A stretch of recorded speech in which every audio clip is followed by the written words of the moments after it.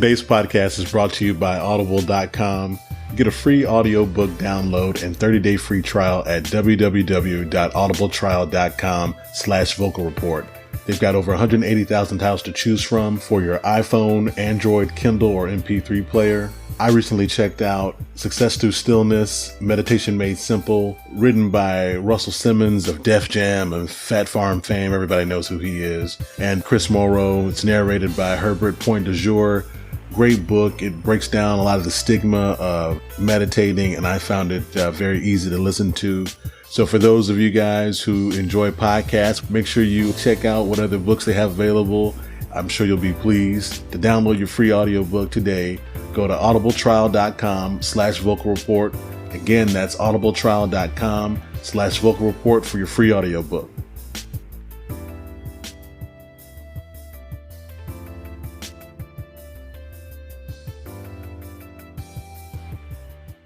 Previously on the Vocal Minority. Are you part of the silent majority? Or are you part of the vocal minority? Motherfuckers, go. Attention, please. If America can be saved, and I don't know if it's too late, but it'll be through a radio show. Like this new kind. This shit here feels like a whole entire world collapse. The revolution will not be televised, will not be televised, will not be televised, will not be televised. The revolution will be no rerun, brothers. It's the vocal minority. The revolution will be live.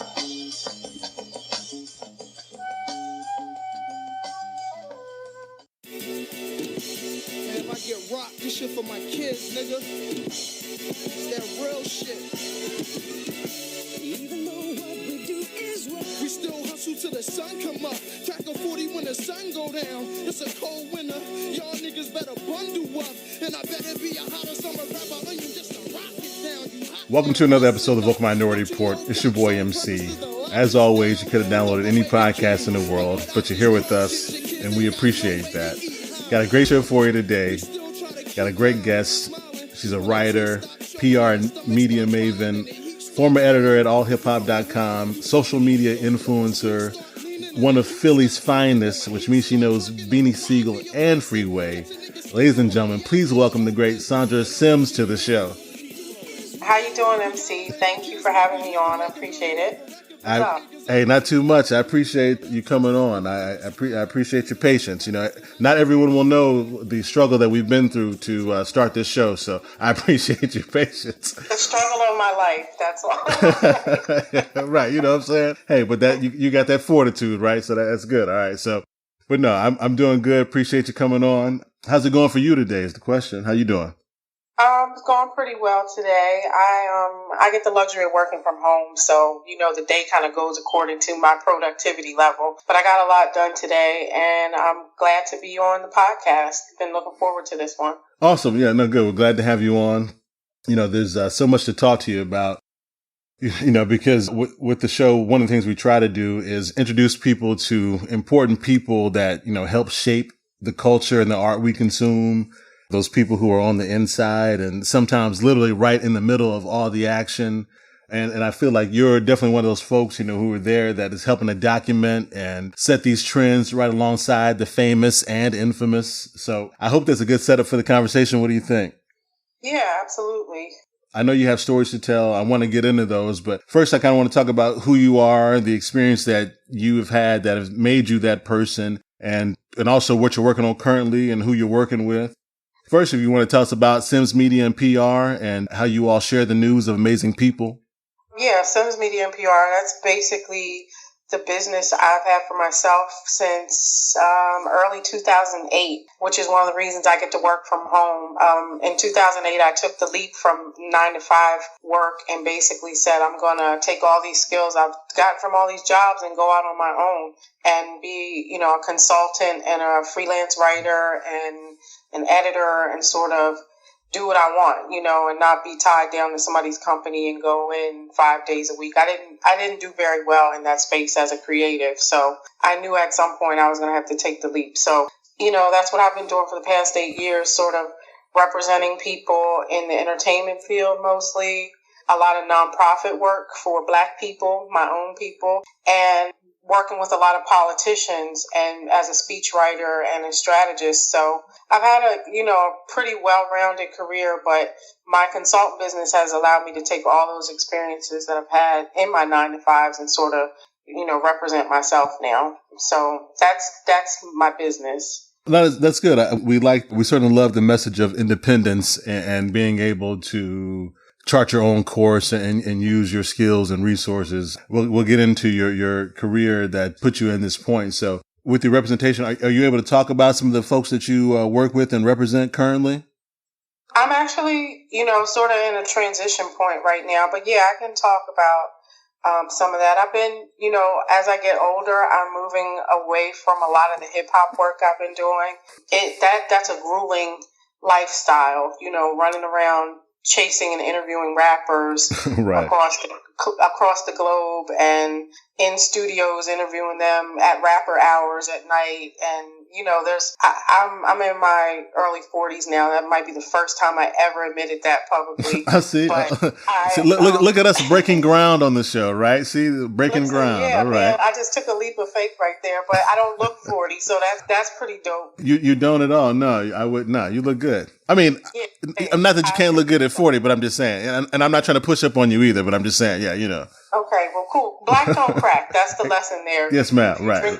Drink water and moisturize would be pretty good. But as I've gotten older, I've sort of wanted to steer away from a lot of the hip hop work and, do more social justice kind of stuff. So I've, in the past 2 years, I've done stuff with Baltimore after the Freddie Gray incident. I helped put together a big event for the young people that were right in the community that he was from and, given them a voice because they were being looked at on the news as looters and little wild, hellions or whatever. Right. So a group of friends and I who do this kind of work decided to go down to Baltimore and hold a town hall meeting and a peace march and a concert where I got a lot of my rapper friends to come and perform. And we basically gave them voice. And then this year I helped out with something called Hip Hop for Flint, where the hip hop community came together in several cities to, help raise money for water filters and to help some of the families affected by the Flint water crisis. I did 24 Hours of Peace in Newark, New Jersey with Mayor Ross Baraka and Hakeem Green, who was from KRS-One's spinoff group Channel Live back in the day. So he's an activist, and I helped him again with 24 Hours of Peace, which is an annual event in Newark, New Jersey. Obviously, with the name, it's a peace-driven event. So a lot of my work has been trying to do social justice stuff, but aligning the rappers and the hip-hop industry folks that I know, because those are the relationships I've had to marry those together, because they have such a voice that goes directly, especially to the youth. Some youth don't listen to anybody but rappers. Right. They could give a darn what an adult says, but if 50 Cent says it, or if Lil Yachty says it, or... Hey, lil' mama, would you like to be my sunshine? Nigga, touch my game, we gon' turn this shit to color. They will listen. So I've learned you gotta use your resources to get to the people in the way that they live and breathe. So been doing a lot of that. I've also, done some work with other entrepreneurs, helping them to market their businesses. So a friend of mine owns a dental business up in New York, and I help her, increase her marketing because I have marketing and PR skills. So a wide variety. My work is campaign based, so I don't always stay with the client forever and ever. Okay. But sometimes they need to kick something off, or have a big event or a big conference, or have a mixtape that comes out and they need to roll it out over 3 to 6 months. So it's pretty cool because my skills have given me the ability to work with a wide variety of people. But I would say, the social justice work, the youth work is really where my passion is. And somehow all of my work is aligned with Black people. And that's not that I don't love other people, but I obviously have a passion for helping my own get up and out of poverty and addictions and all kinds of stuff. Of course, right. And I can appreciate that as a Black person, and everyone listening, I'm sure, can appreciate that as well, because we got to support the people, and so anybody who's out there really who's doing what you're able to do and really target youth and social justice issues. I mean, that's certainly someone that we appreciate. I appreciate for sure. And actually, I guess that, there's a couple of things I want to talk to you about on this show, but I certainly should have you back to get some specific social justice issues, because we've done episodes around police integrity lost as far as policing issues with a noted researcher on all police misconduct. And we talked to D. Watkins out of Baltimore about, about about his books, but then also about, growing up in East Baltimore and still what's going on there in every day to day. So I just say that to say that, yeah, definitely for sure. We should probably link up again, but anyway, I digress. So I appreciate you giving the background of what you're doing currently. So I guess I'll take it back a little further and get into you more specifically about what kind of got you to the interest in music and writing and journalism. But you grew up is it the Delaware Valley or Delaware? Cause I don't really I have no concept of really Delaware and Philadelphia. So yeah, I grew up in Wilmington, Delaware, a little tiny town, which is about half an hour, 35 minutes down the road south of Philadelphia along the 95 corridor. Okay. Wilmington is like a mini, it's like if you took one neighborhood in Philly and put it down the road, because Wilmington is small, but it's very gritty like Philly. So I always felt a kinship with Philly being right up the road. A lot of the artists that were coming up when I was a teenager and a college student, that was during the neo-soul invasion, and a lot of that was happening in Philly with the Black Lily and, Jill Scott and Music Soul Child and right. all the Soulquarians and all the people that came out of those camps. That was me. Those people reflected the sound that I loved in my ears, and I just happened to be right down the road, kind of growing up with that. So that, that's where I'm from. But as far as how I got to the musical side of things, when I was in college, I went to University of Delaware, and I got a journalism and a Black American Studies degree from there, 2 degrees. And so I was heavily involved in the Black stuff on campus. So I was in, the Black Student Union. I was president of the Cultural Program and Advisory Board that brought the Black lecturers and the Black concerts to campus. Okay. I helped start the first Black newspaper on campus. It was really important for me to represent that, because there were 400 Black students on University of Delaware's campus out of 16,000 students at the time. Wow. Yeah, so we were like a drop in the bucket of the student population, and it was University of Delaware is a state university, but it's sort of a next rung down from an Ivy League school, very white, affluent students there who come from high up in the hills of New Jersey, and we didn't feel any Blackness there, so we created our own stuff, and so when I was in college, I linked up with Chuck Creekmer.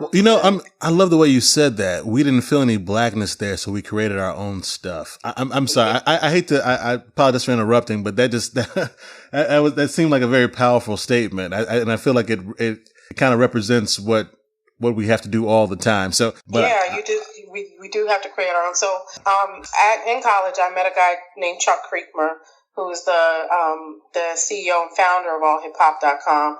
And we were both journalism students. And there were, I think, 3 or 4 Black journalism students in the whole college. And so we naturally linked up because we just stuck together. And so he started a magazine called Pomoja, which was like a very woke, quote unquote, woke publication that we did for the Black students.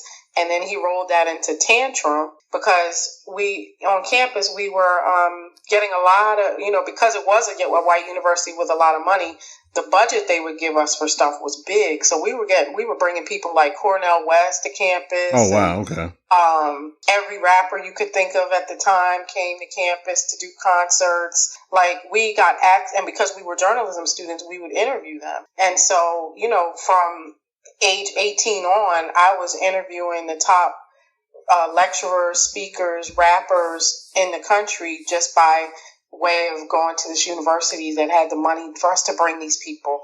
And so that's kind of how I got my start. I was who I am now, but I did it on a college campus, basically. And wow. Yeah, so then when I graduated, I spun off and did mainstream news. I was a news reporter. Chuck went off and started. He kept growing Tantrum, which when the internet came, he turned into allhiphop.com.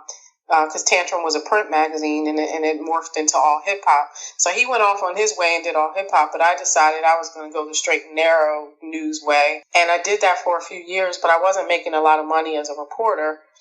And so I decided, okay, I'll make the leap over to PR because I have these skills. I know how to promote things and write press releases and pitch stories and all of that, but I'll make more money. And so I jumped over to PR for several years. And in a way, I kind of go, man, if you had stuck to your writing side, you might be at the New York Times right now, or you might be, whatever. But what I did in that PR world and writing for politicians and stuff was get a real solid set of skills that help me to run my business now. So I know how to write the heck out of a press release. I know how to pitch a story that will get picked up by the major paper in the city. I know how to, do all those things. And those were fundamentals that I wouldn't have gotten writing books or writing, blog articles and stuff like that. So those years weren't for naught. But I worked for Kennedy when I was in Maryland. Kathleen Kennedy Townsend, who was Bobby Kennedy's daughter. Okay. She was Lieutenant Governor of Maryland at the time. And that was that was an immersion into a civil rights history. That was one of my best jobs because her office alone was like a museum to the Kennedys. And she had pictures of JFK and her dad, and she would take us on bus trips. We'd sing like old civil rights songs on the bus, and it was really it was seriously. So she truly embodied, even all those years later, the Kennedy, like you felt the Kennedy legacy, what it really. I felt it for sure, but you know what though? She ran for governor and she lost, and I lost my job because that's if the other opponent wins, they get to bring a whole new set of people in, and so we all had to pack up. And I think the reason she lost was because she was still rooted in that campfire, kumbaya, let's ride, get on the bus and campaign style that her dad and them had, and we were in just a more forward time. In a Karl Rove time. Exactly. Right. Yeah, we're Fox News and, lightning fast news cycles. And she was still very much grassroots and the people loved it. She was able, every campaign stop we did, she was able to bring out like Ted Kennedy and, Martin Luther King III and, just a lot of legacy. Names. Right. But it to me, even as I was in it, I felt like, this is so old school, so nostalgic, but that wasn't what we needed to win the election. So, that was a time where I learned a lot. I got an immersion in just politics from a family that, lived and breathed it in our history. So that was a dope job. So that's interesting. Let me ask you about that. Just from that, you having that perspective and insight, while it was all going on, are you able to share that input in a way that is meaningful, that it would matter to the focus of the campaign, especially since we're in an election season? I'm just curious how much input, and obviously she's unique as a candidate, but I wonder if you had any. Would you speak up on the ideas that you had, or the maybe the misguidance of that specific campaign? I think, at the time, this is the last decade. This was the early last decade. I was just young and wide-eyed. Part of me was just caught up in the moment of being there, seeing the missteps, but sort of just still just drinking the Kool-Aid and kumbaya. Okay. So I missed some of that, but I also was young and wide-eyed, and I made me low on the totem pole in terms of how often I got to get into her ear. Okay. And so it's sort of like passing things up the chain, and then there's also some people who don't want the young, wide-eyed one to have a bright idea, so your idea never makes it up the chain, or either somebody takes credit for it. But I was somewhat vocal. I definitely gave advice on how to reach the young Black voters. And I hope nobody hears this that's connected to this. But another funny story with that, she decided she was going to visit a lot of the HBCUs in Maryland. And we went to Bowie State. And by this time, we had been to so many stops in so many towns. And she yells out the wrong school. I just came out on stage. And I mean, we had every heavy hitter in the Democratic Party you could name at the time.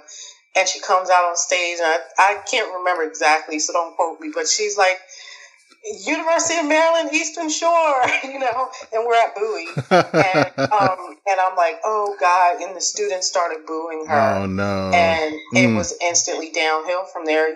They settled down, but they were kind of like, if you come here and if you want to talk, you talk to us, you better know who we are. You know how young black folks are like. Of course, right? Yeah, Don't BS us, right? Yeah, so don't try to play me, white lady. Right? Yeah. Exactly. Because we feel like you're pandering for votes anyway, and But she had made a simple mistake, and that's kind of how mistakes work when you're in politics.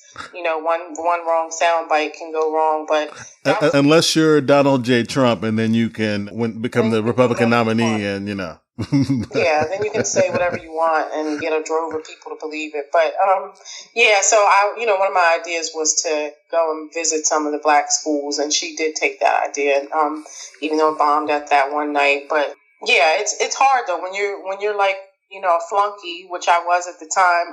I wasn't a flunky at my job, but once we started campaigning, I was sort of low on the totem pole. But I think even for now, what that says is that candidates have to listen to the young people. They have to find a way to get to them in an authentic way. And I think she learned that the hard way that night. Right. So, right. Yeah.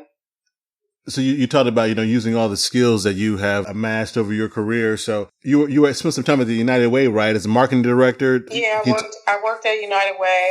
That was after when I was in Maryland, I worked for the governor's office and Kathleen. And then I ran a community program for the Ravens. And so I wrote them, when I first got to Maryland, I wrote them a letter and I said, hey, you know what? The Ravens Stadium is right like a half mile away from some of the worst projects in this city. And what a shame that the black kids in these neighborhoods will never get to step foot in your stadium because they just socioeconomically don't fit your demographic that can afford an NFL game. And they actually wrote back to me and were like, well, we want to give a set of several hundred tickets per game, and you get to decide which groups of kids get to come to these games. Oh, wow. And I was like, oh my God, So I got to run this program in Baltimore called Honor Rows at the Ravens Stadium. And so every game I got to bring, I think, like 500 inner city youth the entire season for like a couple of years. So I did work like that, with an NFL team. And then I came back up north to Delaware, and that's where I started working at the United Way.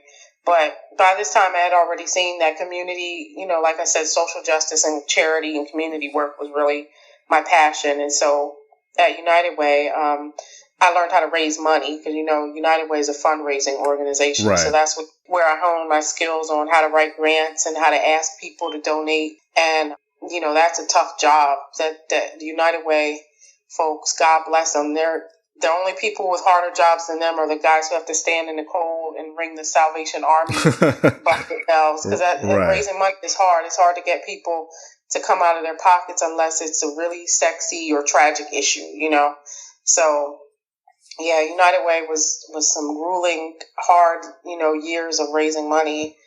And then when I left there... let me ask you, I'm sorry. Do you think that kind of passion to engage the youth and raise money and work in that capacity, do you think that's rooted in anything specifically in your life or your history, or is it supporting our people is important, as we mentioned, but do you think that your specific focus on young people? You know what? I have a service-oriented family.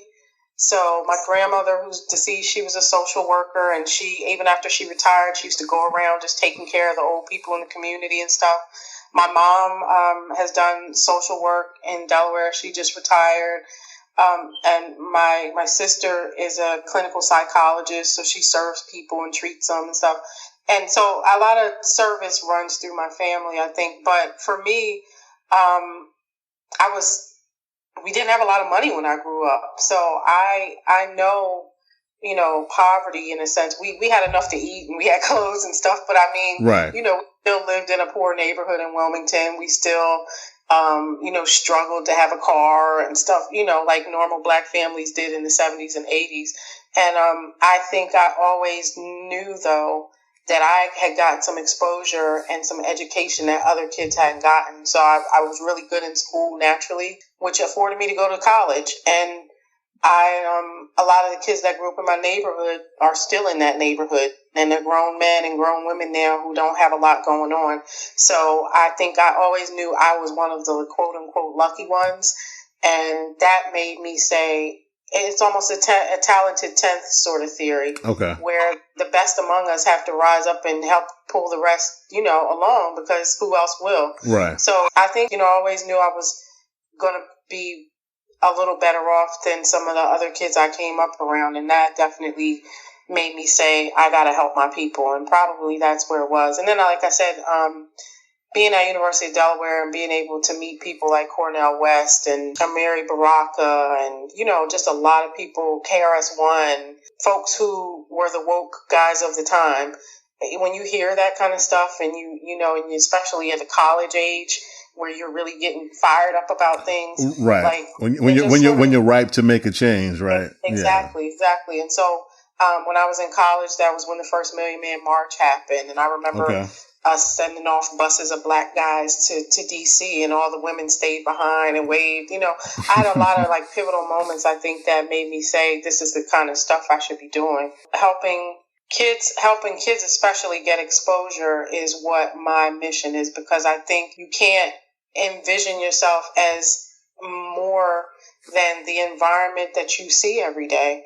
And a lot of these kids in the inner cities, I live in Philly, I live in North Philly, so I see a lot of it. They don't get to see anything except their school and maybe the, 8-block radius around their house.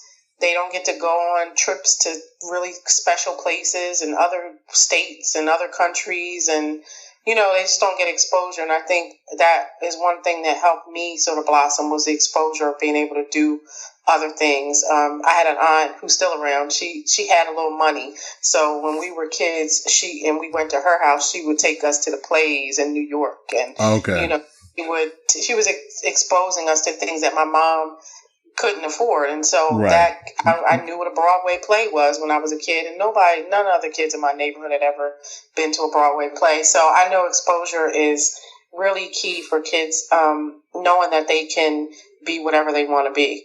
And so that really is what drives it. I know that exposure helped me. And so I'm like, more kids have to have this, It's interesting how you mentioned that the whole, because I'm from Dallas. I live in Dallas currently. I grew up here in Dallas, but in the northern part, and then in the burbs or whatever. But so, like I said, my idea of Philadelphia and this 8-block radius, and some people not like this, that seems a bit foreign to me, just based on where I'm from and how different things are. Because you grew up in Delaware, and that's 45 minutes from Philly. That's like our suburbs here, and in Dallas, in the Metroplex, as we call it. So it's just a really, it's a different perspective, which obviously we're both very black, but it's just rooted in something differently, your exposure and coming from that specific area. I've been to Philadelphia like once, and, I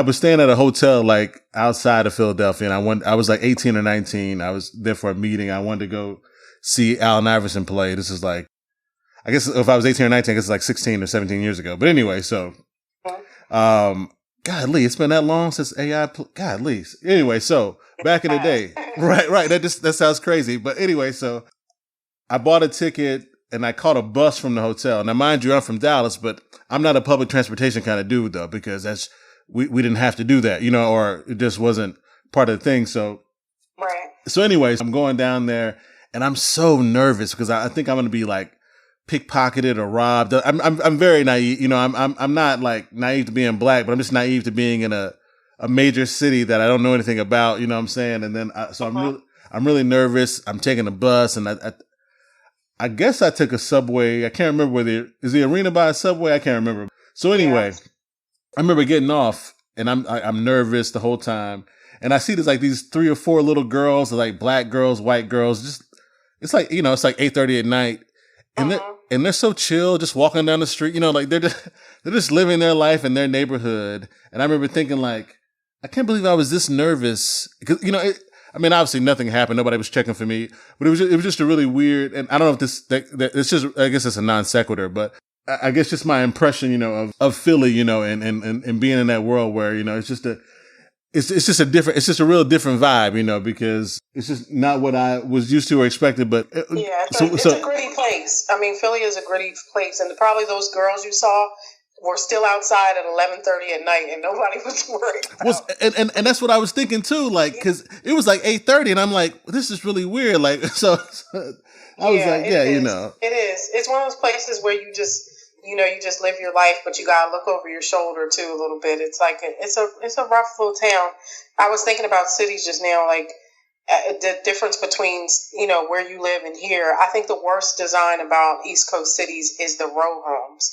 So we have the homes that are stuck together. You got a house on each side for a whole block, and Philly, because we have these long streets that go on forever. If you stand in the middle of my street and, in the middle of a street and just look up, you just see nothing but this tunnel of homes for forever. And it creates this tunnel vision. It really does. Like it blocks out the sun, and it creates almost this wall feel everywhere you go. And that's the same thing in Baltimore too, right? Mm-hmm. Yeah, Baltimore. Most of the East Coast cities. New York has row homes. I have friends that come over from like Indiana and Denver and places like that, and the first thing they always notice is the row homes, and they're like, "Oh, I hate how close your houses are to each other." And I'm like, "Yeah, it's a city designed just built to stack as many people in one place as they can." So and you got there's no greenery. I mean, there's like there's no there's my limited time where I think of like this is gonna sound really stupid, but Parking Wars on A&E was in Philadelphia a lot. So I've seen a lot of those Philly streets. Like, there's not a whole lot of, it's interesting. So I bet that does change the dynamic of a community when like you're literally on top of each other all the time. And no, like you said, no nature around you and everything. It definitely, it creates a certain vibe among the people, And no like real supermarkets and like grocery stores either, right? That's a crazy thing too, right? The bodegas are what kills the game here.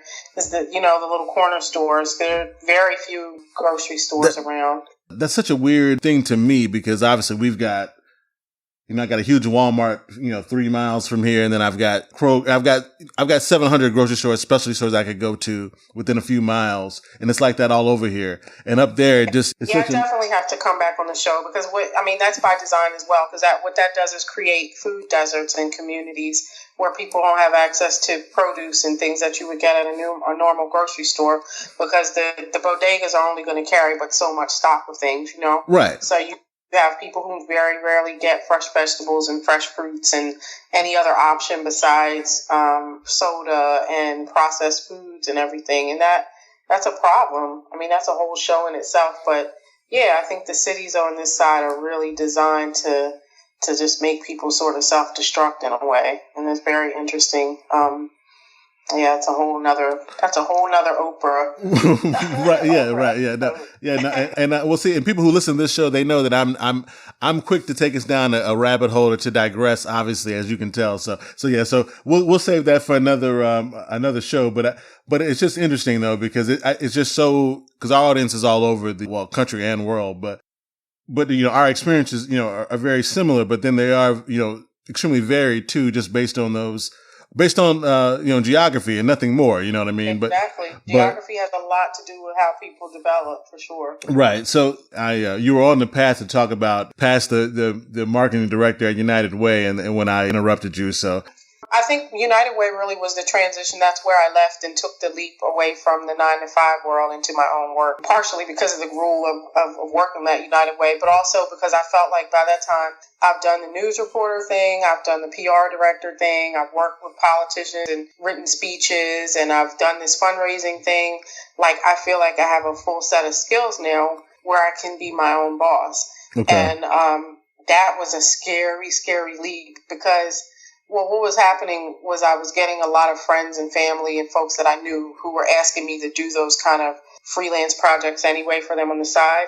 And so I was working 9 to 5, and then I was always coming home on nights and weekends and having all this other work to do. And so I said, there's got to be a way for me to tip these scales over towards doing my own work and slowly being able to leave the 9 to 5 because I've got so much work over here that I can, start to pay my bills. So, yeah, I jumped out the window and told them I was leaving and had a little bit of client work, but not much. It definitely shows that I've grown up in the past 10 years since then. Well, it's been 8 years, but I would never do that now. I don't think. No, I would completely jump out a window now. Right. But I'm glad I did. Yeah. Well, with age, it comes knowledge, so you're able For to. sure. Right. For sure. Right. But with youth comes the ability to sort of be a little more carefree. And No I think doubt. that I'm glad I did it because it put me on the path to meet all the cool people I did in the entertainment industry, to do all hip hop and all that stuff. So it was really a leap of faith that led to good places. But I definitely had, some challenges like any other entrepreneur, some slow periods, some client nightmares, all the stuff that comes with working for you. Anything that comes top of mind that you care to speak about, and when it comes to client nightmares, I don't want to get too specific with anybody or anything, but I think, of course, right. When you're an entrepreneur and you're working with your people and you're working in a field where you love it, you start to get kind of kind-hearted. And one of the big things amongst the music industry is getting paid on time, chasing people down for your check and things like that. I don't tend to have those problems as much with like a nonprofit or a politician when I do work for them because right. They tend to have a steady budget in place. They tend to not tell you about their family issues and how many bills they have. And I I've gotten a lot of that over the years. So when you say family issues, and this is stereotypical, I think of kids immediately, man. I think of baby mamas and kids, baby mamas and kids. Of course, I'm talking about rappers. So it's my child support, my baby mama tripping. The promoter didn't pay us at the show, and just a lot of stuff that comes with this kind of industry. And I think I'm a nice person. I'm not ugly, so a lot of people have tried to play on my sympathies, and right. And so money would be probably the biggest issue. Just getting paid on time and things like that. Okay. But that comes with the territory. I'm willing to wager that entrepreneurs in other industries and in other genres and all kinds of stuff have those same issues with getting paid on time, because that just happens with people. But what folks need to understand is that we have bills too.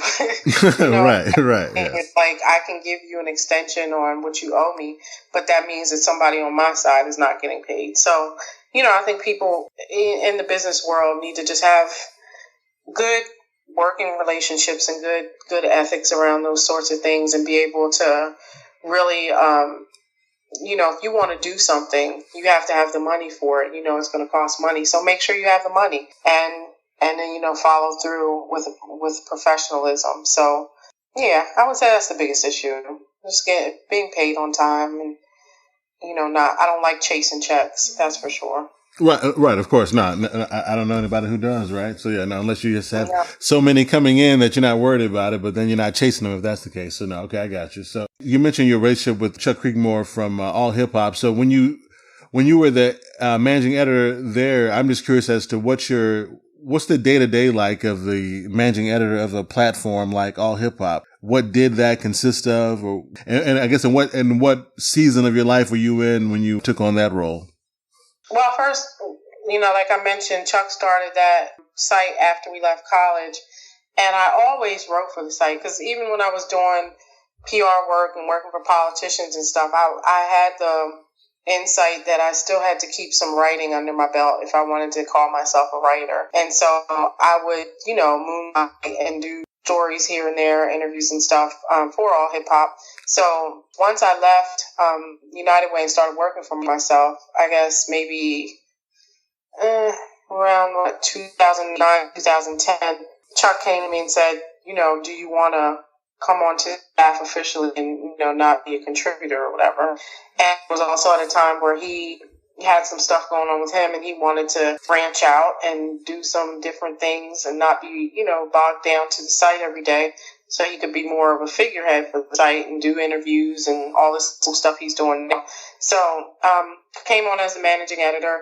And the cool thing about the internet is, and internet-based publications and blogs, is that you can have a staff member anywhere in the world as long as they've got a Wi-Fi connection. Right. And so, I had a core staff that worked in the office, but I also had people who were all over the country and all over the world. I had a lot of UK writers and South African writers and people in different parts of the country here. And so I basically, kept my core staff going on a daily basis, but I also kept the work going of contributors from all around so that we could have a wide variety of content on the site. But basically my job on the daily was to make sure that there was good content on the site, make sure it read well, make sure it was trending, according to what was happening out in the world, to pitch, to have stories pitched to me from publicists and book interviews for myself and for the staff, and to help also do some on the ground type stuff, some branding stuff, like, events that were all hip hop branded and charity stuff that we were part of. And we at the time were sort of the woke publication, because we would do State of the Union events in DC on the night that Barack was doing the State of the Union stuff. And so we, a lot of the blogs that are music based, they don't do a lot of on the ground, real getting into the activism side of things, but I was able to do a lot of that. So, managing editor job was pretty crazy. I would get up in the morning and have to make sure there was fresh content on the site every single day. Even on the weekends when I was supposed to have off, I was still on the site making sure content was there. And I did a lot of editing of stories that my writers would send in. I did a lot of interviews myself. So sort of where you fall on the totem pole dictated the kinds of people that you got to interview. Right, so, of course. Yeah, Chuck and I being at the top, I got to interview a lot of cool people, and not just in hip hop. Like I interviewed Reverend Jesse Jackson. Okay, wow. Interviewed Senator Cory Booker. That's my man. Okay, yeah. Yeah. So a lot of every rapper you can think of, I've pretty much met or interviewed, and so that job was pretty exciting, but grueling. I mean, and that's why I said I was starting to transition now out of a lot of my hip hop work, because that job kicked my butt. And but I got to do some really amazing things too, like go to Africa, which is part of this Cat Stevens, Yusuf Islam story I'm going to tell you about. But all hip hop afforded me the opportunity to build my contacts like no other job, and it's why I got to know people like you mentioned, Freeway and Beanie Siegel and, Jay-Z and Young Guru, who works with Jay-Z, and, like a lot of people. Young Guru, who actually I knew from Wilmington. He and I grew up together. But oh, wow, okay.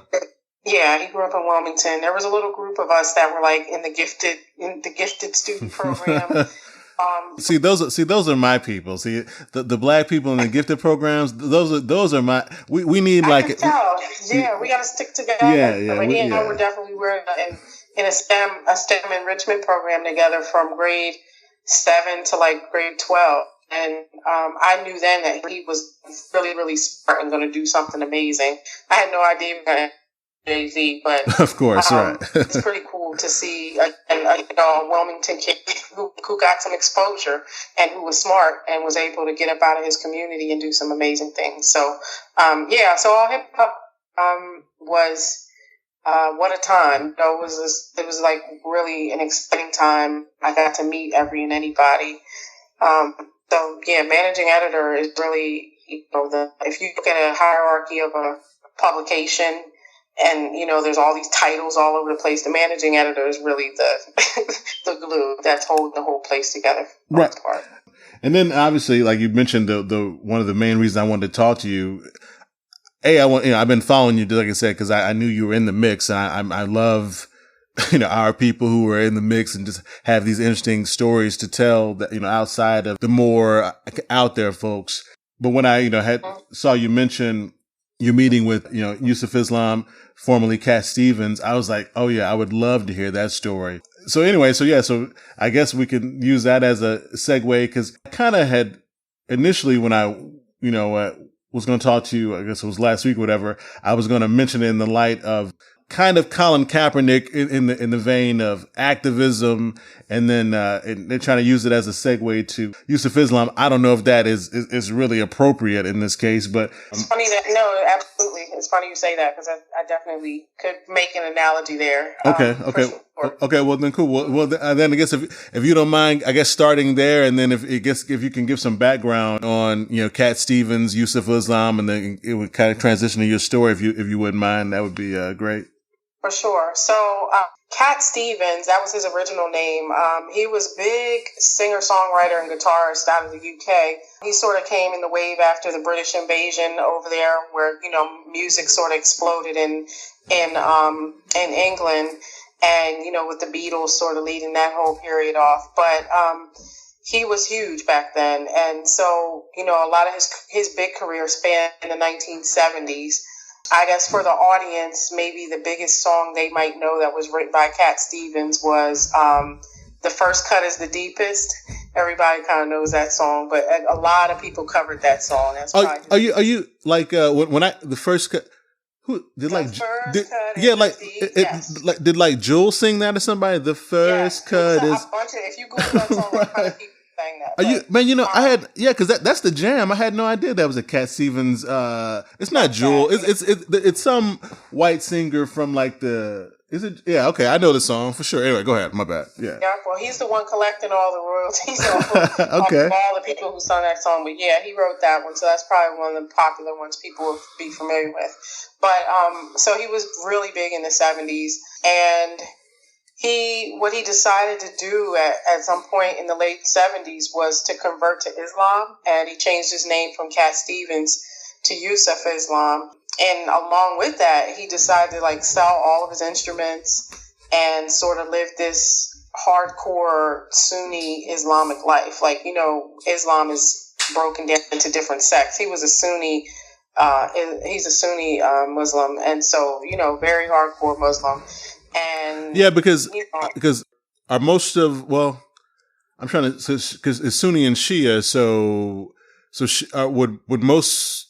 I don't want to say most. Most American Muslims are what? More Shia than Sunni? Yes, right. Okay. You don't know many Sunni Muslims. I didn't because you might be on a watch list. Okay, that's what I thought, because I when I lived in Denver, I had a long beard and I spent some time at the masjid, and I have a little bit of knowledge. So he's a Sunni. I didn't know that. Okay, that's interesting. All right, go ahead. He's Sunni, and so if you can imagine at the time, a Sunni in the 70s and 80s. Okay, you're right. Okay, and he's British, white, and was a huge, rocker.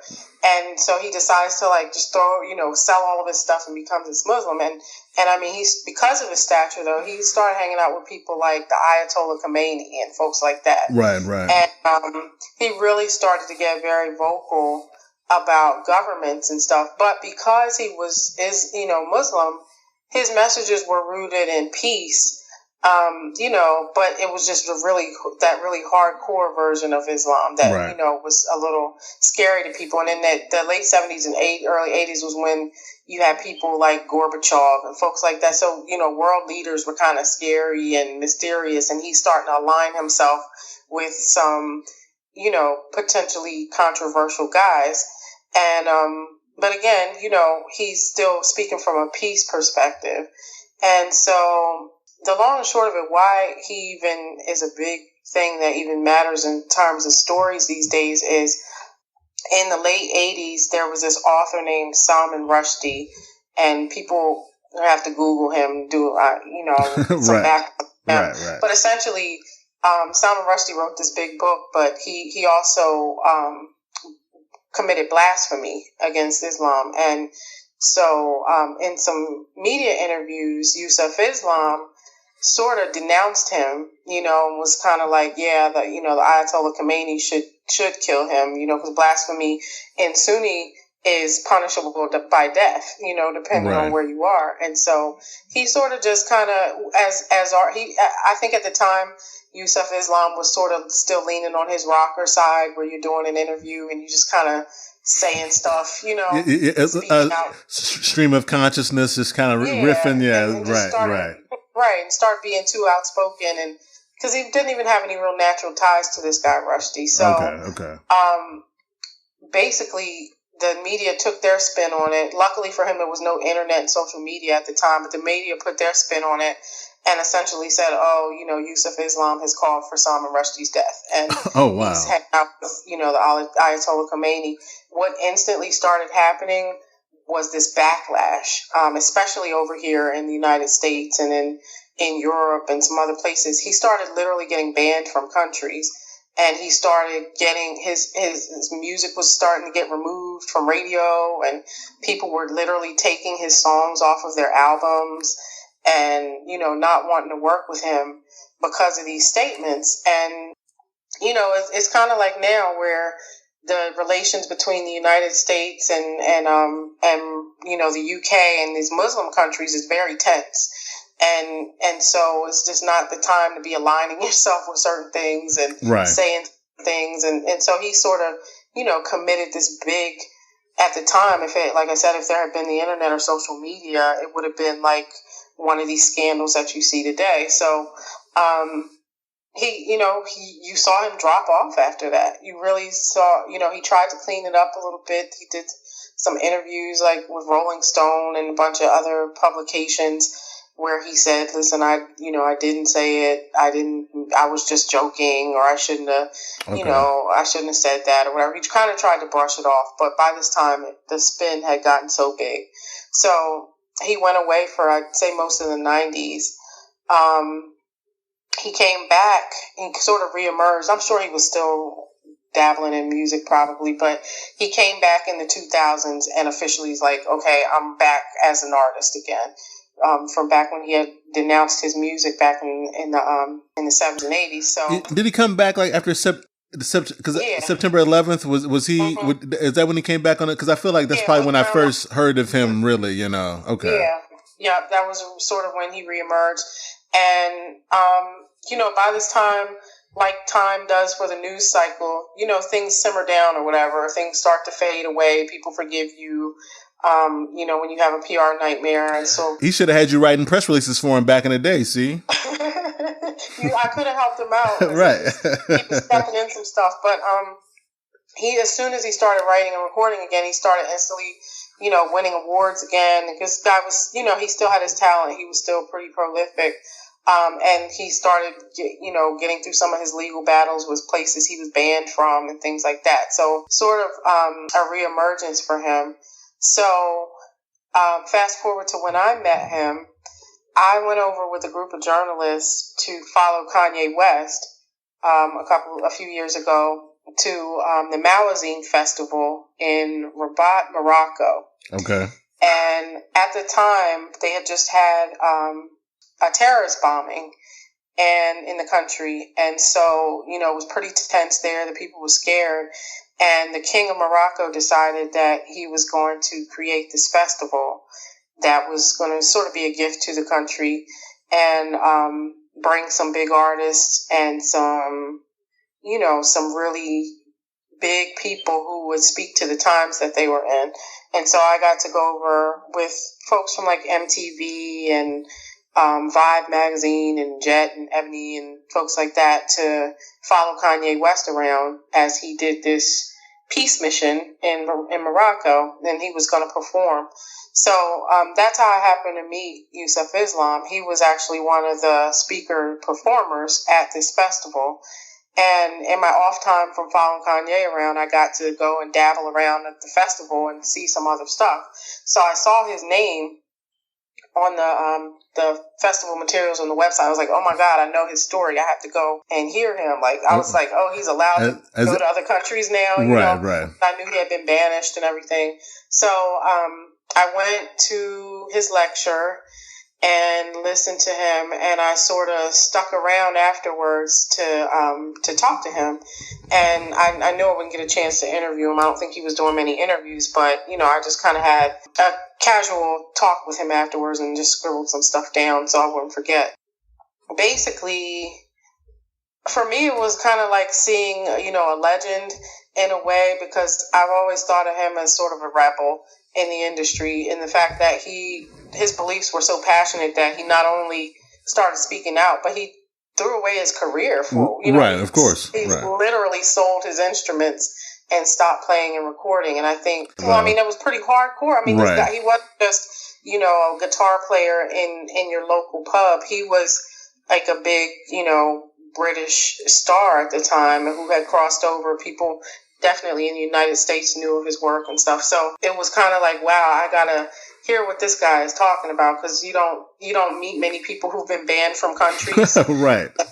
Who hung out with Ayatollah Khomeini, and I want to hear what he's talking about. And so basically afterwards, during the talk, some of my takeaways from talking to him were, I guess, the battle over free speech. Because essentially, Salman Rushdie, the guy he was battling with, had exercised his free speech by blasphemy. I mean, even though it's punishable by death in certain places, he just exercised his right to say how he felt.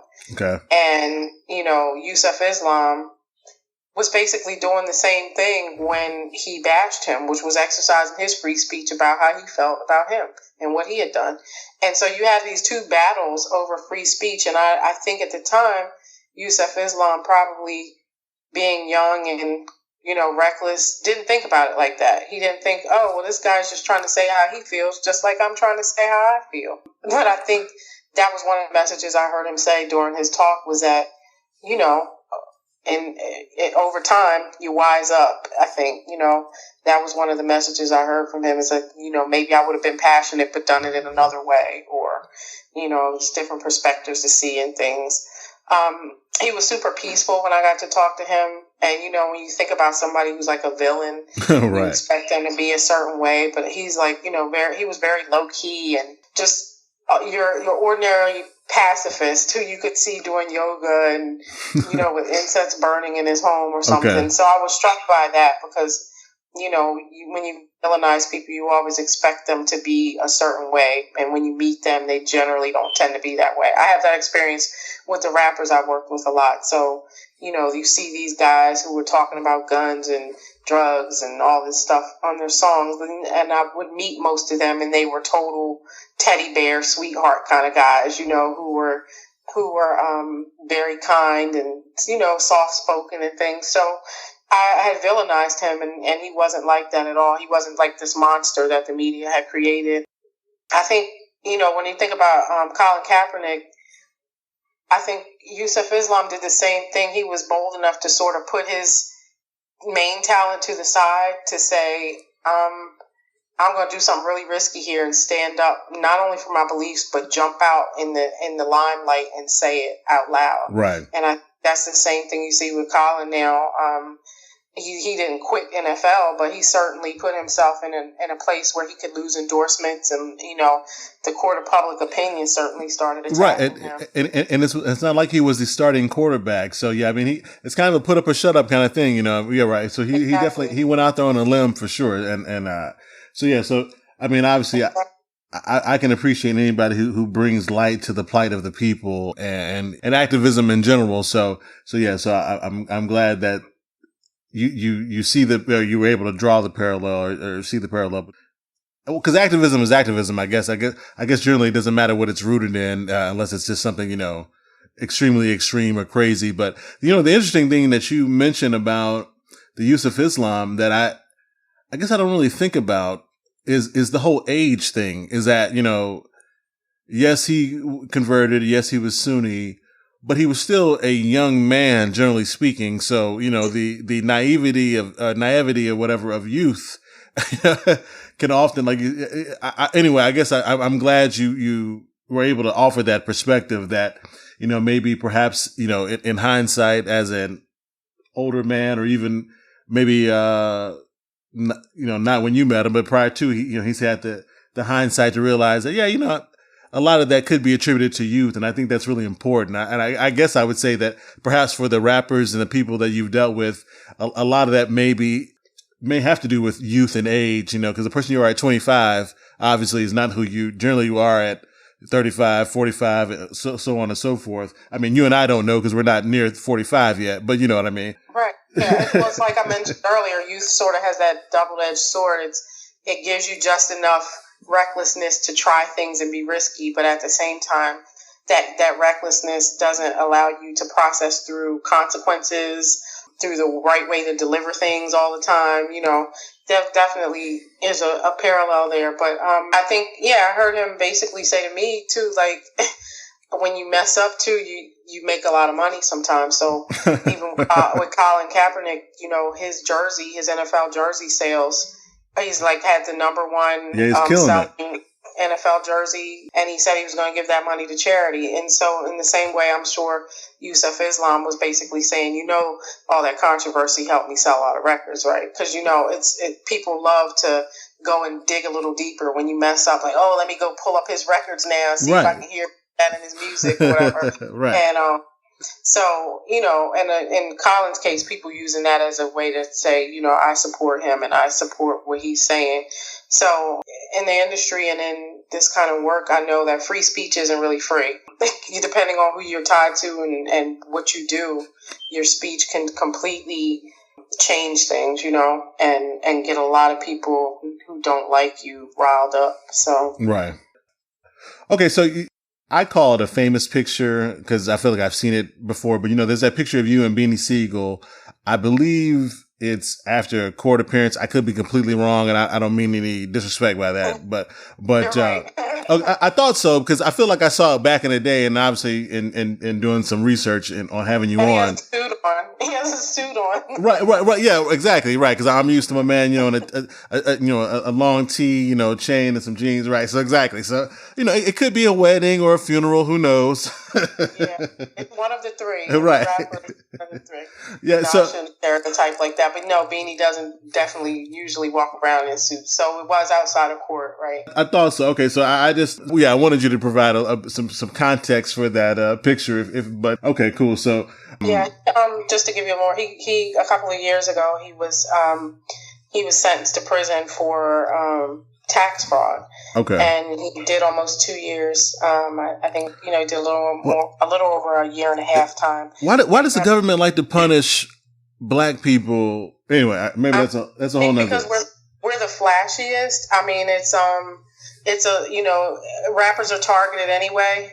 But then they tend to be really flashy with their money, even though a lot of them don't have the money to sustain what you see them looking like. And that's the whole reason why they're flashy. And when you have nothing, I mean, I'm sorry. So I think it makes them an easy target, and it really is a shame. But I've seen that happen a number of times. And, for Beans, it was kind of like, come on, let this guy pay off his debt. Why does he have to go to prison? He's got children. He was already in a period of time where he was trying to, improve himself and get himself together and record again. So it was just a rough time. But that picture was taken outside of Philly Federal Courthouse where he was going in for sentencing for that case. So he actually that day had gotten sort of an extra couple of months for his lawyers to try and pull some more of his records together. And so you see him smiling there because he knew he hadn't been sentenced that day. Okay. He had bought a little more time, and they had said, I think that was around March of that year, and they had given him till July to bring some more documentation forward before they sentenced him. So he had already been found guilty, but he was waiting to see what the punishment was going to be. So that particular day, we left court kind of happy because he didn't get sentenced, and so it was sort of a happy time outside the courthouse. But yeah, that picture made its way around a lot. That was actually just a personal picture they took of me. Well, I appreciate you giving us the backstory there, because context is important, because I've looked at it and maybe back in the day, I probably read the article it was attached to, but, being so far removed now, I was like, well, maybe that's when he got out, because I knew, okay, but no, the story you told is the truth is way more interesting than what I thought from that picture. So yeah, no. Okay. So, but I brought that up, A, because I wanted to know, but B, it's sort of an odd, and I guess unfortunate segue into, another rapper who I didn't remember him by name, until I was reading Michael A. Gonzalez's piece about this rapper and the unfortunate life. And the rapper I'm speaking of is Cool C, but I didn't remember his name. But then when I read it said 1989's Glamorous Life, the first thing I was like, I was in, like, you know what I'm saying? I knew it, you know what I mean? Like when I saw Glamorous Life, one song came to mind immediately. I knew the song. So, but obviously huge hit at the time. Right. Yeah. I mean, that's the jam. I think everybody, knows Glamorous Life. So anyway, but obviously I don't know how many people outside of Philly or that general area, know the tragic turn that his life took. And I was wondering, and you had some interaction with him by extension or whatever it appears. So if you don't mind giving us, I mean, I can set it up, but if you don't mind giving us some backstory and talking about Cool C and kind of what happened to him in his life. Yeah, so Cool C, Glamorous Life, and his couple of hits were really early 90s, when Philly was actually one of the places that was popping as far as hip hop goes. And people don't know that a lot of the early hip hop really started in Philly, and people in New York sort of caught on and started recording. But you know what? I'm sorry, just to say, because when I think of Philly, you think of Gamble and the Huff, the Philly sound, but I don't think of I know Will Smith from Philly, and obviously people in the 2000s and late 90s, but yeah, it's lost on me that even though this was the jam, yeah, that the hold that Philly really had on hip hop, yeah, I think that might be lost on the rest of the country for sure. Yeah, well, there was a label called Pop Art that Cool C and Steady B were attached to, and also, folks like Will Smith and Fresh Prince and Jazzy Jeff spun out of there, and MC Shan and folks like that up in New York all had connections to this label. And so, it's funny because Cool C was one of the kids here in Philly who made it. He had a video that was on national TV. He and Steady B were actually what you would consider a success for coming out of a local hip hop scene, Right. And so he was living a more glamorous life. He was starting to be able to have, all the gear and the gold chains and the cars and stuff that started to become prevalent around that time. And, it's almost, as I did research for my own story on him back years ago, they weren't struggling. And that's why, doing something like committing a bank robbery, which is what happened with him. He and Steady B and one other guy decided that they would rob a PNC bank in the city, and ended up shooting and killing a police officer, a female police officer, a black female. I was just going to say that, yeah, Laretha Baird, right? The first female cop killed in Philly. Yeah, a black female officer, right? And so you can imagine, that was pretty tense, the police shooting anyway, but just her being a young black female, she was a single mother, she had kids, and, it was tense, just like now with police relations, but they definitely were committing a crime. And so, it's kind of like, where their lives imitated the art. They're singing about glamorous life. He's rapping about the glamorous life, and he's got BMWs and velour tracksuits on in the videos and stuff. Right, and right. I guess, somewhere out in the real life streets, he was saying, I got to get more money because the life is not that glamorous. And so at some point they made the bad decision to rob the bank. He was, Steady B was a getaway driver, and that's why he got a lighter sentence. He still got life in prison, but he wasn't sentenced to death. So, So Cool C was sentenced to death, and Cool C, he pulled the trigger, right? I mean, he committed. He's the one that actually committed the actual murder. Okay. Right, and he and the other guy were the two that were actually in the bank. Study B stayed in the car, and waited to drive away, so he got a lesser sentence. But the anniversary, or not the anniversary, but I guess there was a press release that came across. I don't even know how I found it, but I was on the internet one day, and a press release came across from the state of Pennsylvania saying that Cool C's death warrant date had come up, but the governor was going to give him a stay of execution because the state was grappling with this death penalty moratorium at the time. Okay. So just by, the luck of the state having this legal issue around the death penalty, he didn't get, executed on that date. And so I saw that little press release. I mean, it was a tiny press release that was like 3 sentences long. I saw the name and I was like, wait, that's Cool C.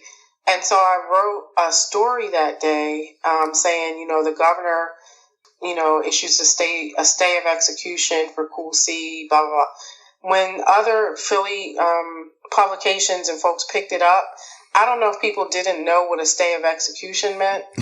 Okay. But I think they took it as Cool C is about to die, instead of knowing that a stay means a legal delay. He's not going to die. Right, so, right. Or at least not right now anyway. And so Power 99 started playing Cool C songs and on the lunch break mix. And they were mourning. They were mourning this man, right? Okay. Yeah, all of a sudden, all day is just like Cool C, Cool C, Cool C from that story I wrote. But my story was basically like, hey, remember him? And guess what? He's, that whole death penalty date came up, but he got to stay. And so just from all the excitement it created, especially in Philly that day, I was like, I have to write to him and just see if I can extend this into another story. And so I looked up the prison he was at, and I got the address, and I got his inmate number or whatever, and I wrote him a letter explaining who I was and everything, and I sent him a series of questions. And so what I think is that nobody had written to or seen or talked to Cool C in years. And he was so excited that somebody had reached out to him. Oh, wow. He wrote me back like a 6-page letter. Oh, wow. And answered the questions. And I mean, as a journalist, I'm asking him, like, did you kill her? What do you think about killing her? What would you do differently? I'm asking him like these questions, and he really wrote back. Immediately after the letter came, at All Hip Hop, we received a letter from an attorney that basically chewed me the heck out. Like, this man is on death row. Oh, wow. He cannot talk to you about any of this stuff because that story has the potential to completely mess up his case. So this is a cease and desist letter saying you may not use any of the content of what he sent and mailed to you. So as it turns out, which would have probably been the biggest story of my career at the time. Of course. I wasn't able to use the letter or reprint any part of it because of the cease and desist. And so I believe I am the only journalist, at least in the past 10, 15 years, who's actually reached out to him and gotten a response. But I'm not allowed to basically say, verbatim what he said. But so in that Medium interview that you saw by Michael Gonzalez, right, I said basically what I take from the letter is that, again, it's growth. He's been able to look back, and now after 20 some odd years, he sees the situation differently. Same thing with, a Yusuf Islam, is that recklessness of youth tends to make you do things you might not ordinarily do. And that's what I took from him, is that he, I wouldn't say whether or not he admitted to anything, but I would say I heard somebody who was a grown man, and he also converted to Islam. So which is also interesting to me. People in those situations tend to convert to Islam, and something about that religion that sort of exonerates people, I think, in some kind of way from their past lives. So that's interesting. I wonder, I would say from just my own perspective, I wonder if it's because Islam offers a level of structure and discipline. Mm-hmm. I wonder if some of these people, be it criminal or rock star or whatever, I wonder if they're seeking some level of control or to give up some level of control and have to kind of, cause Islam in a sense is submission, right? You know, so submitting and being so anyway, so that's just me, you know, pontificating, but I wonder if that has something to do with it where it's okay, you know, I've got to do these 5 prayers a day. I've got to, you know, submit and really study this deen and get on it. So anyway, so I don't want to go too inside baseball on my knowledge of Islam, but you know, I wonder, I think you hit the nail on the head. There is a reason that they gravitate towards it. And I do think the discipline has a lot to do with it. I do also think, you know, it's not as, associated with Europeans as Christianity is, and so it's almost a rebellion from a Christian religion, you know, a white man's religion kind of thing. It's still the monotheistic. You still have the one God. You still get to keep the roots of what you may know, but you can kind of Man, we got to have another conversation because that's interesting. Absolutely, I know, and I'm long-winded too, but I have a lot of good stories. Yeah, no, right, but you bring up stuff. I'm like, man, we could go on and on. But no, you're exactly right, though. I think it's definitely both of those things. So just to cap off that Cool C story, he's still on death row. He had another stay of execution. So, you know, time keeps working on his behalf in terms of But now that's because of the moratorium, right? And there was a U.S. Supreme Court decision around the death penalty that has a lot of states now having to look at their laws and see if their laws are up to speed. And if their laws aren't up to speed because of this Supreme Court decision, they've sort of got to freeze the death penalties in their state until they can get the law right and then get the law passed that reenacts it. Now, what you get is most state legislatures battle back and forth on whether or not the death penalty is right, and it gets hung up in court for a long, long, long time. Or the bill just gets scrapped and they have to reintroduce it all over again. And so that's, you know, a good thing, depending on where you stand on capital punishment. That's a good thing for a lot of these guys who are on death row right now, because it means they keep getting more time. And, you know, that, like I said, depending on where you stand on the issue, that's a good thing. Or if wrongfully convicted men are in prison, no one should be killed in prison. That's my no, absolutely not. You're right. So that's I just give it my stance on it. Like I used to, my stance on capital punishment has wavered over the years, but now, especially when we've done a lot of shows and talked about wrongful convictions. And I know of people who have been exonerated posthumously. And so anyway, I'm just giving the Vocal Minority Report's positioning statement on capital punishment.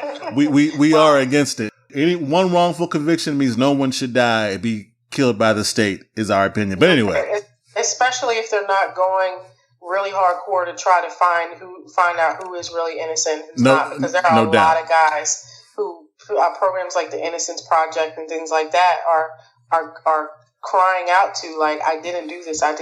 And so, yeah, you're right. As long as there's a question and some evidence that says they might not be guilty, then you don't have any business, you know, just killing people willy-nilly. So right. Well, yeah, no, well, I mean, I guess that's sort of a somber way to end it, but I guess it's a positive way too. So, but you know, hey, I mean, the people who listen, they're into that, or not into that, but they're used to that though. So, but I think the depth of the conversation will be heard, and certainly.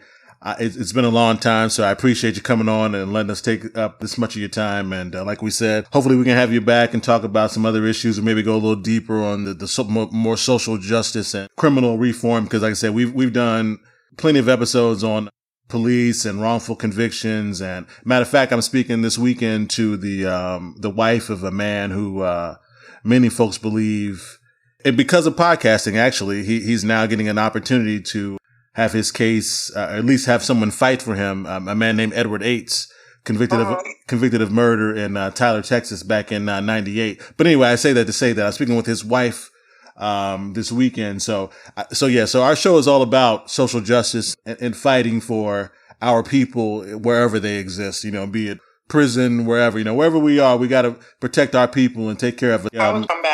Just let me know when. Absolutely. For sure. So, all right, I'll close there. So I don't know if there's anything you want to promote or tell people about, or how they can get a hold of you or find you or anything like that. Again, I really appreciate it. And thanks for coming on the Vocal Minority Report. Thank you. People can reach me on social networks at Seandra Sims, at SeandraSims. And like I said, I'm transitioning to some new work now, but always rooted in my people and the betterment of us. So thank you so much for this opportunity. Hey, no problem. I will talk to you soon. Thanks again. Have a wonderful night. All right. Thanks. Take care. All right. You too. Bye-bye. Bye-bye. Golden money so she can flaunt and show that she got Gucci, Louis Vuitton. MCM styles are very kind. Mega design Alpinas. This girl, man, you gotta just see her. Sooner or later she'll be my wife, and that's when she'll live the glamorous life.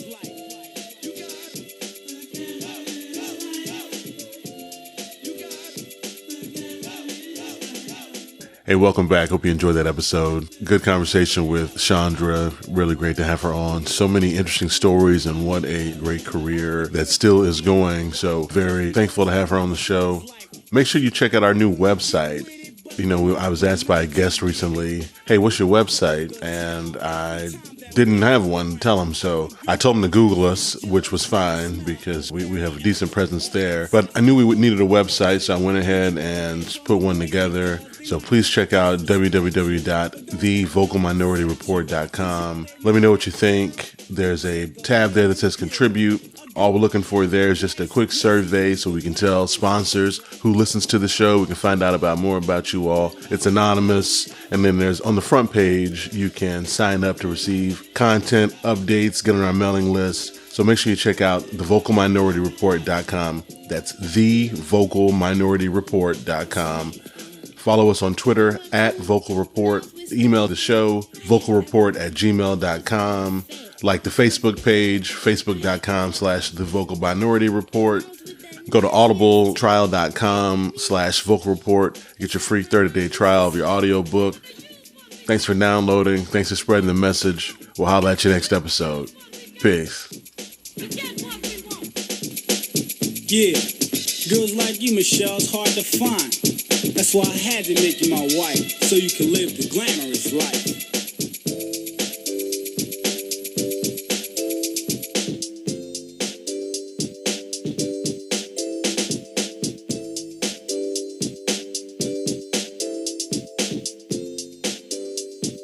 We're gonna get on down now.